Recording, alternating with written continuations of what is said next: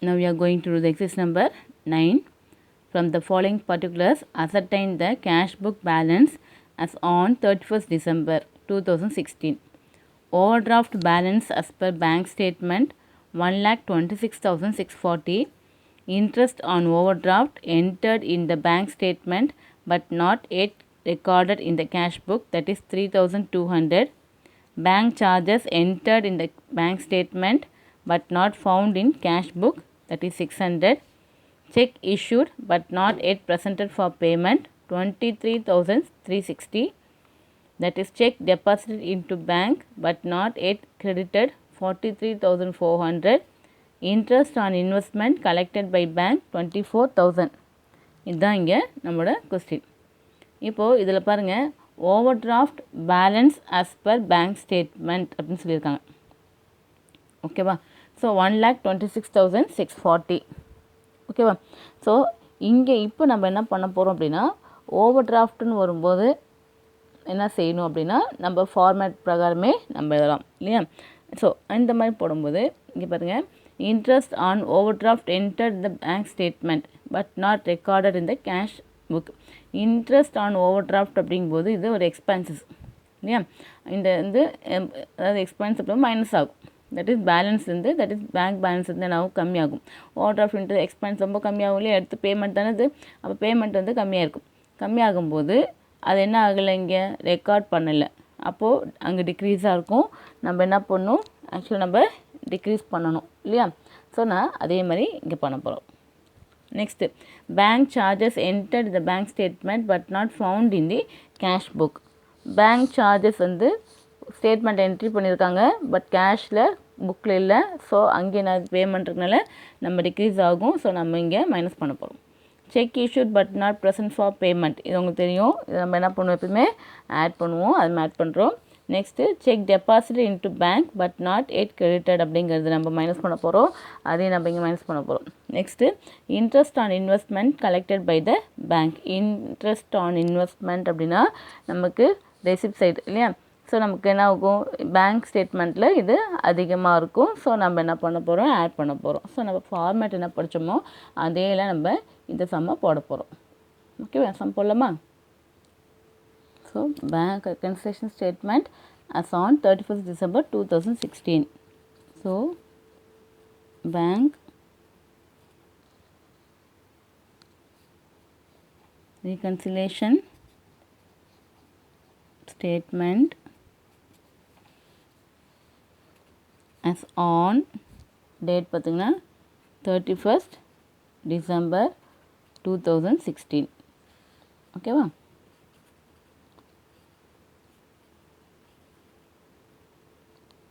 particulars, amount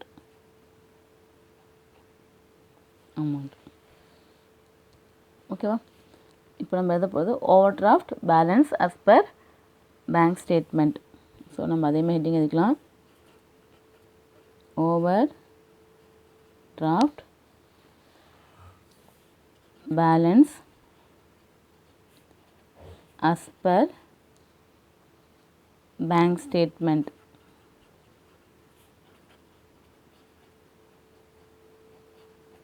statement பார்த்தீங்கன்னா 1,26,640.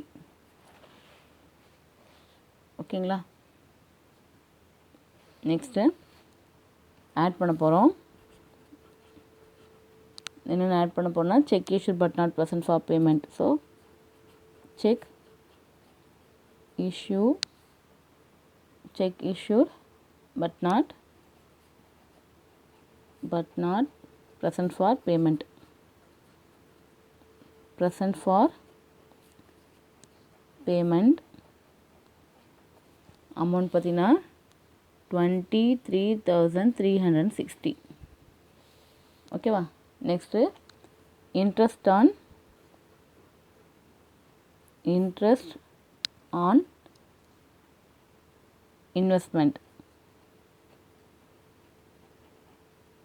investment collected by bank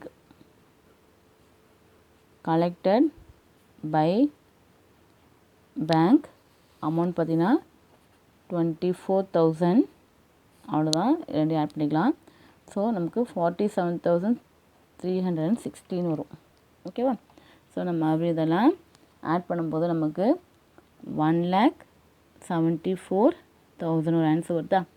சரி, next நம்ம என்ன பண்ண போகிறோம்? லெஸ் பண்ணுறதெல்லாம் போடலாம். லெஸ் பண்ணுறதெல்லாம் போடும்போது interest on over draft but not recorded இல்லையா? அது ஒன்று இருக்குது. தட் இஸ் பாருங்கள், bank charges that is interest on over draft enter the bank statement but not record in the cash book. இதுதான் நம்ம எழுத போகிறோம். So interest on over draft not recorded in cash book. இது வந்து புரியுற மாதிரி நம்ம எதனா போதும். 3,200. நெக்ஸ்ட் பாருங்கள், பேங்க் சார்ஜஸ் என்ட்ரி பண்ணியிருக்காங்க இல்லையா? ஸோ பேங்க் சார்ஜஸ் அமௌண்ட் பார்த்தீங்கன்னா 600. நெக்ஸ்ட் பார்த்தீங்கன்னா check deposited but not credited இது இருக்கு இல்லையா? அது எழுதிக்கலாம். check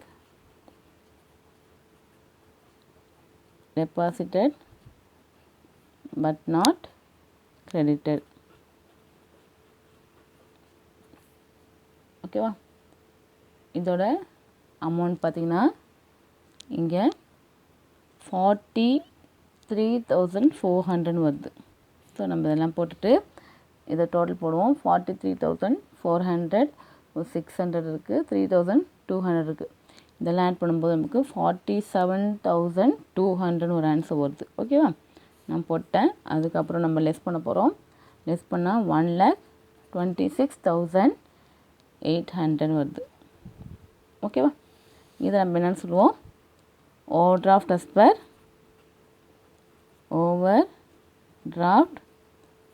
as per cash book. Overdraft as per cash புக்குன்னு நமக்கு ஒரு ஆன்சர் வருது. ஓகேவா? நெக்ஸ்ட் சம் பாருங்கள். Exercise number 10. இந்த கொஸ்டினை பார்த்தா உங்களுக்கு தெரியும். பாருங்கள், எக்ஸசைஸ் நம்பர் 10 பாருங்கள். ஒரு கேஷ் புக் வந்து கொடுத்துருக்காங்க. இந்த கேஷ் புக்கில் நம்ம போடுற பேங்க் காலம் இது. உங்களுக்கு சிங்கிள்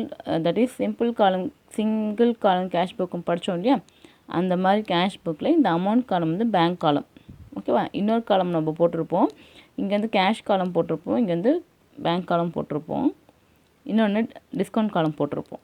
இதில் நம்ம கேஷ் புக்கில் ட்ரிபிள் காலம் கேஷ் புக் ஞாபகம் வருது உங்களுக்கு? அதில் இப்போது இதுதான் வந்து ஒரு கேஷ் புக்.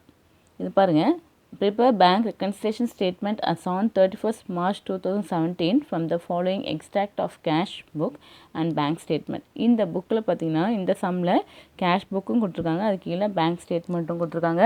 உங்கள் புக்கு எடுத்துக்கங்க, பேஜ் நம்பர் 175 பாருங்கள். பார்த்தா தான் உங்களுக்கு புரியும். எனக்கு இங்கேருந்து ஃபுல்லும் என்னால் காட்ட முடியல. ஓகேவா? ஸோ நான் கேஷ் புக் மட்டும் ஃபஸ்ட்டு காட்டுறேன். கீழே பாருங்கள், பேங்க் ஸ்டேட்மெண்ட் கீழே இருக்குது. கீழே வந்து பேங்க் ஸ்டேட்மெண்ட்டையும் காமிச்சிருக்காங்க. நான் அது கீழே வச்சுருக்கேன் பாருங்கள். ஓகேவா? சில கரெக்ஷன் நான் பண்ணி வச்சுருக்கேன் உங்களுக்காக. ஓகே, இப்போது இதில் பாருங்கள், இது வந்து உங்களுக்கு தெரியும் பேமெண்ட் சைடு, இது வந்து ரெசிப்ட் சைடு உங்களுக்கு தெரியும் இல்லையா? ஸோ இது வந்து நம்ம கேஷ் புக், நம்ம ஸ்டேட்மெண்ட், தட் இஸ் நம்ம வந்து 3 காலம் கேஷ் புக் போடணும் இல்லையா? அந்த கேஷ் புக்.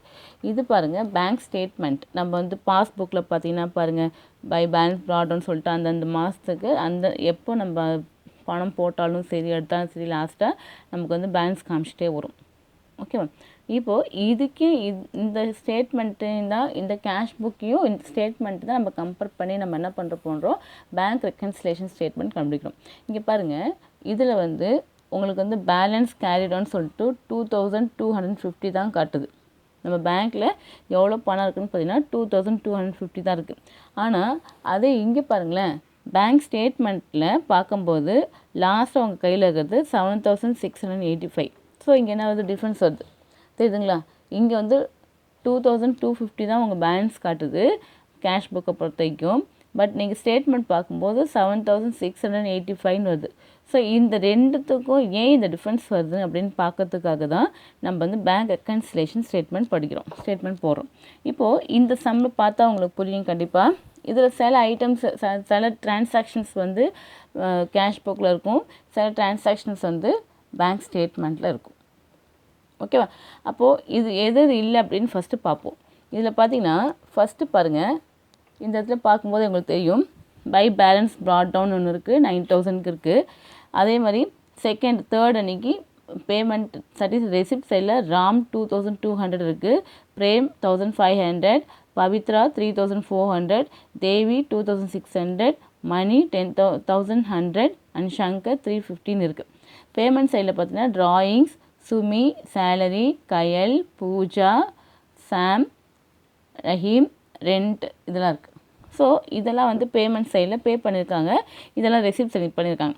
ஆனால் பேங்க் ஸ்டேட்மெண்ட்டில் பாருங்களேன், பார்க்கும்போது தட் இஸ் ட்ராயிங்ஸ் இருக்குது. ஸோ ட்ராயிங்ஸ் அங்கே இருக்குது, இங்கே இருக்குது, நான் டிக் பண்ணிக்கிறேன். ஓகேவா? இந்த 700 பாருங்கள், இந்த டு செக்குன்னு சொல்லி நான் 700 போட்டிருக்காங்க. பட் அங்கே பார்த்தீங்கன்னா ட்ராயிங்ஸ்ன்னு சொல்லிட்டு என்ன பண்ணியிருக்காங்க 1700 போட்டிருக்காங்க இல்லையா? சரி, அது ஏதோ டிஃப்ரென்ஸ் இருக்குது, பார்ப்போம். நெக்ஸ்ட்டு பை செக்கு. ஓகேவா? பை செக்குன்னு சொல்லிவிட்டு இங்கே என்ன பண்ணியிருக்காங்க ராம், இது வந்து ராம் அப்படின்னு போட்டிருக்கு. உங்கள் புக்கில் பார்த்தீங்கன்னா உங்களுக்கு இன்னும் கொஞ்சம் நல்லா புரிகிற மாதிரி இருக்கும். ஓகேவா?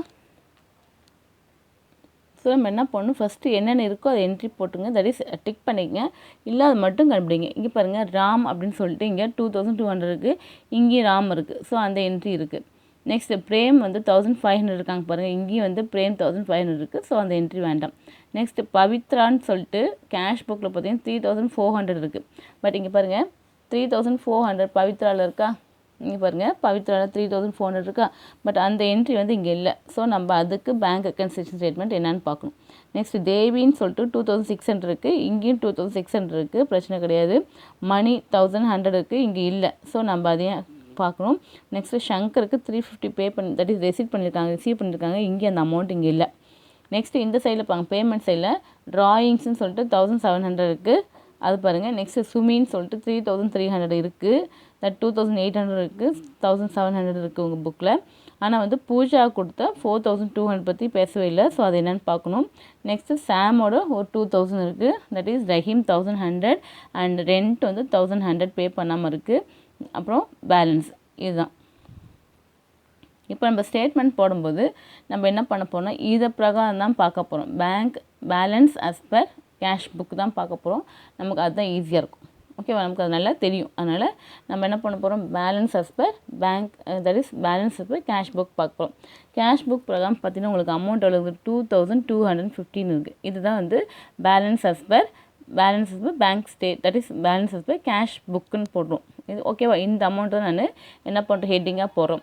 நெக்ஸ்ட்டு பாருங்கள், ஸ்டேட்மெண்ட்லேருந்து பார்க்கும்போது ஃபஸ்ட்டு ஆட் பண்ண போகிறோம். ஆட் பண்ணும்போது என்ன தப்பு பண்ணியிருக்கோன்னு பாருங்கள். இந்த இடத்துல ட்ராயிங்ஸ் வந்து 1700 கொடுத்துருக்கோம் புக், தட் இஸ் நம்ம அமௌண்ட் என்ட்ரி போட்டிருக்கோம். பட் வந்து பேங்க்கில் பார்த்தீங்கன்னா ட்ராயிங்ஸ் அப்படிங்கிறது 700 தான் இருக்குது. ஓகேவா? அப்போ என்ன பண்ணியிருக்கோம், தப்பாக போட்டிருக்கோம் அப்படின்னு அர்த்தம். 1000 rupees வந்து அதிகமாக போட்டிருக்கோம்னு அர்த்தம். அப்போது அதிகமாக போடும்போது இங்கே பாருங்கள், இங்கே என்னவா இருக்குது ஸ்டேட்மெண்ட்டில் நமக்கு டிக்ரீஸ் ஆகாமல், தட் இஸ் ஸ்டேட்மெண்ட்டில் பார்க்கும்போது என்னவா இருக்குது, தட் இஸ் 700 இருக்குது, இங்கே 1700 இருக்குது. அப்போது இது பார்க்கும்போது கேஷ் புக்கில் அதிகமாக தட் இஸ் அமௌண்ட்டு கம்மியாக இருக்க மாதிரி இருக்கும் பேலன்ஸு. பட் பேங்க் பேலன்ஸ் பார்த்திங்கன்னா அதிகமாக இருக்கும். தட் இஸ் இங்கே வந்து 1000 rupees வந்து அதிகமாக இருக்குது. ஸோ நம்ம என்ன பண்ண போகிறோம், அதை ஆட் பண்ண போகிறோம். ஓகேவா? இந்த 700 நம்ம இந்த இடத்துல எவ்வளோ டிஃப்ரென்ஸ் இருக்குன்னு பாருங்கள், 1000 rupees. அந்த 1000 நம்ம இங்கே ஆட் பண்ண போகிறோம். நெக்ஸ்ட்டு பாருங்கள், செக் இஷ்யூட் இருக்கா? இதில் பாருங்கள், இந்த இடத்துல என்னென்னா செக் இஷ்யூ பண்ணியிருக்காங்க, பட் என்ன பண்ணல, நாட் ப்ரெசன்ட் ஃபார் பேமெண்ட். இது வந்து நான் பேமெண்ட் கொடுத்துருவோன்னு சொல்லியிருக்கோம், பட் அந்த பேமெண்ட் வந்து இங்கே எல்லாமே வந்து சேரல. ஓகேவா? ஸோ நம்ம என்ன பண்ணுறோம், cheque issued but not present for பேமெண்ட்னு படிச்சு ஞாபகம் இருக்கா? ஸோ அதுதான் தட் இஸ் பாருங்கள், இந்த இடத்துல வந்து என்னென்ன cheque issued but not present for பேமெண்ட்டில் பார்த்தீங்கன்னா என்னென்ன தெரியுதுன்னு பாருங்கள் உங்களுக்கு.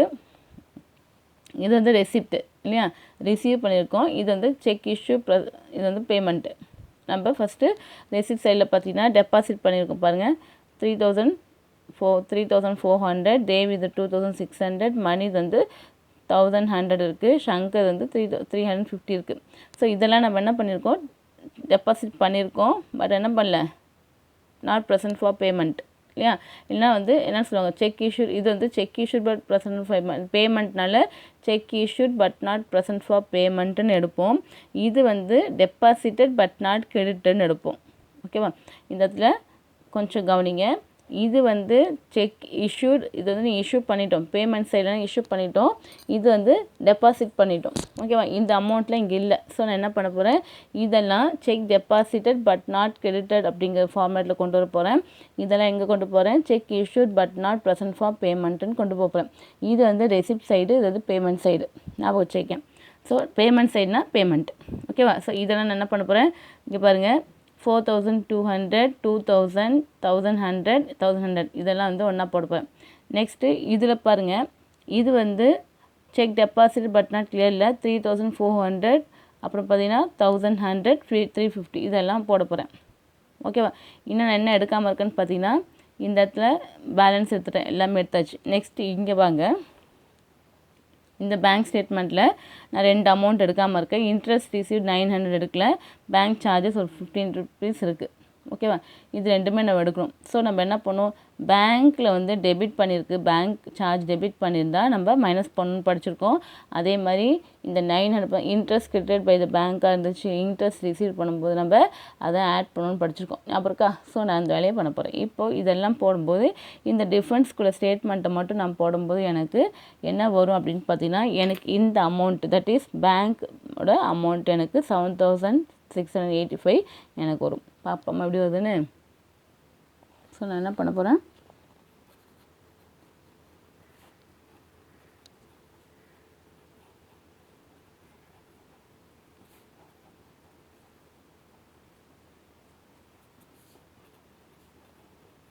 டேட் பாருங்கள், 31st March 2017. ஓகேவா? இப்போ நான் ஃபஸ்ட் எதை போகிறேன் பாருங்கள்,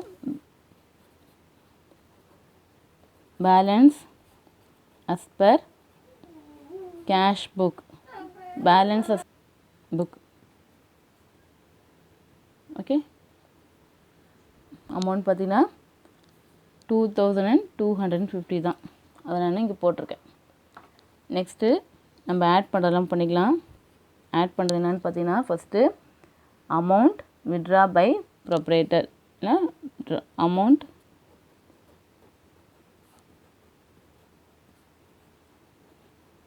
withdraw by the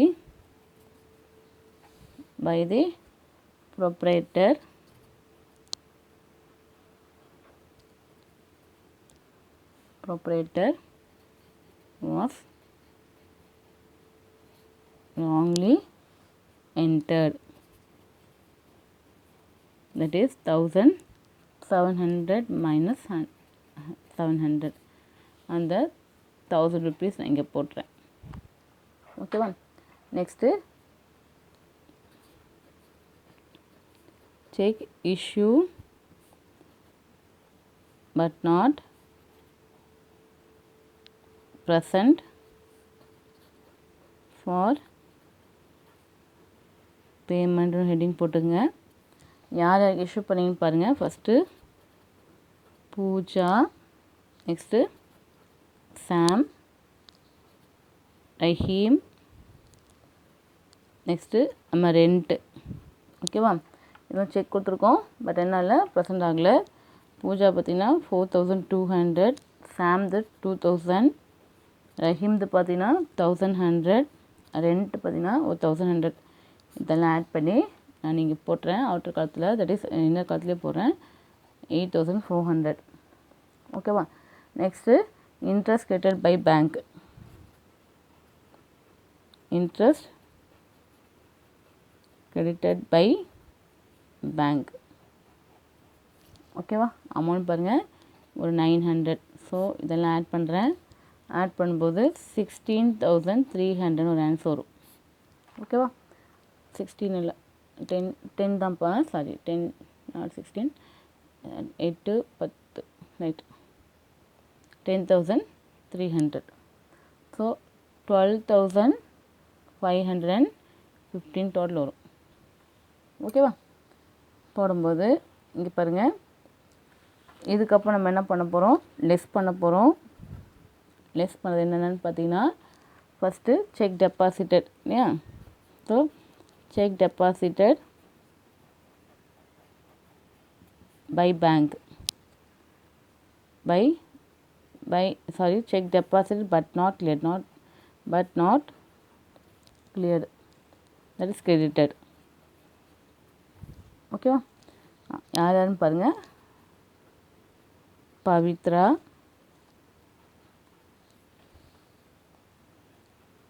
money, Shankar, that is 3,400, 1,100, then 350. இது 3 ஆட் பண்ணால் 4,850 வருது. Bank charges debited by bank ஒன்று இருக்கா. ஸோ நான் எழுதிக்கிறேன், bank charges debited by bank. Amount பார்த்திங்கன்னா 15 rupees. இதெல்லாம் ஆட் பண்ணுவோம், 4,865 வருதுங்களா. சரி, இப்போது நம்ம லெஸ் பண்ண போகிறோம். லெஸ் பண்ணும்போது இங்கே வந்து 5 அமௌண்ட் பார்த்திங்கன்னா 7,685 வருது. ஓகேவா, இதை என்னென்னு போடுவோம், balance as per bank statement. புரியுதுங்களா. உங்கள் பாஸ்புக்கில் நம்ம பார்த்த கொஸ்டின் பாருங்கள், பேங்க் ஸ்டேட்மெண்ட் ஒன்று இருக்கா, அதோட பேலன்ஸ் இருக்கா, அந்த அமௌண்ட் தான் பாருங்கள் 7,685 வந்திருக்கா. ஸோ இதுதான் நம்ம போடுற சம்மு. ஓகேங்களா, புரியுதுங்களா. Thank you students.